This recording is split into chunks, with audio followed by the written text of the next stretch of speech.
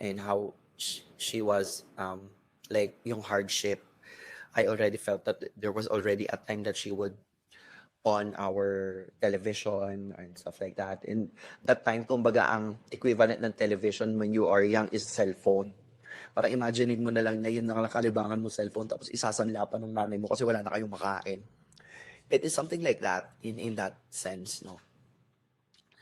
And I would always tend to myself alone. Kasi nga mom would always leave the house and iwanan lang niya ako ng pagkain. And my mom, I think, she did the best she could because no one really helped her when she was young because she had to leave my dad also because it's a different story, but that instance gave me an idea of hindi na tama yung nangyayari, so yun.